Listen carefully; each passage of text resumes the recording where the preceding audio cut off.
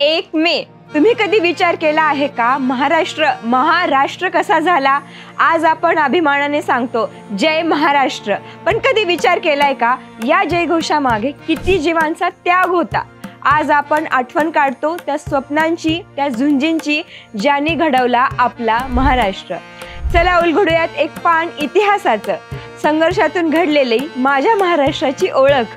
1 मे हा दिवस फक्त कॅलेंडरवरची एक तारीख नाही, ही आहे महाराष्ट्राच्या अस्मितेची आणि कामगाराच्या सन्मानाची साक्ष। 1960 मध्ये शेकडो हुतात्म्याच्या बलिदानातून जन्माला आला आपला महाराष्ट्र। मराठी भाषेसाठी, संस्कृतीसाठी, हक्कासाठी लोकांनी रस्त्यावर रक्त सांडलं आणि अखेर 1 मे रोजी महाराष्ट्राचं स्वप्न पूर्ण झालं। पण मित्रांनो, याच 1 मे आहे कामगार दिन सुद्धा। तो माणूस जो घाम गाळतो, इमारती उभा करतो, रस्ते बनवतो, शेतात काम करतो, त्याच्या परिश्रमाचा सन्मान करणारा दिवस। म्हणूनच 1 मे म्हणजे संघर्षाचं, परिश्रमाचं आणि अभिमानाचं प्रतीक।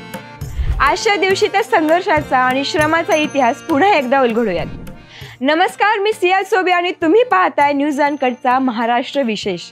1 मे दिनानिमित्त एक स्पेशल रिपोर्ट। थोडक्यात 1 मे महाराष्ट्र दिन अधिक कामगार दिन म्हणजेच संघर्ष, श्रम यांचं प्रतीक। मित्रांनो, याच 1 मे दिवशी जगभर कामगार दिन साजरा केला जातो। 1886 मध्ये अमेरिकेच्या शिकागो शहरात कामगारांनी 8 तास काम, 8 तास विश्रांती आणि 8 तास स्वतःसाठी अशी मागणी केली आणि मोठं आंदोलन केलं। त्या संघर्षात अनेकांनी आपले प्राण गमावले।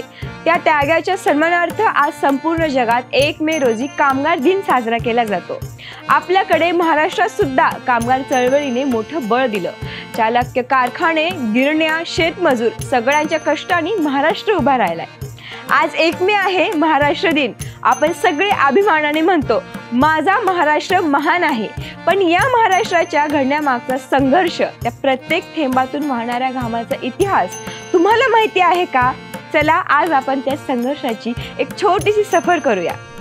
1947 ला भारत स्वतंत्र झाला, पण भारताच्या नकाशात महाराष्ट्र वेगळा नव्हता। त्या काळी बॉम्बे स्टेट नावाचे एक मोठं राज्य होतं, ज्यात मराठी, गुजराती, कच्छी आणि इतर भाषिक लोक एकत्र होते।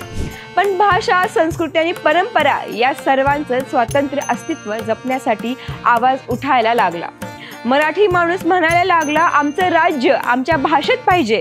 संयुक्त महाराष्ट्र चळवळ सुरू झाली। शेकडो कार्यकर्ते, साहित्यिक, शिक्षक आणि कामगार, शेतकरी सर्वांनी मिळून एक स्वप्न पाहिलं, स्वातंत्र्य महाराष्ट्राचं। ही चळवळ सहज नव्हती। मुंबई कुणाची या प्रश्नावरून मोठा संघर्ष झाला।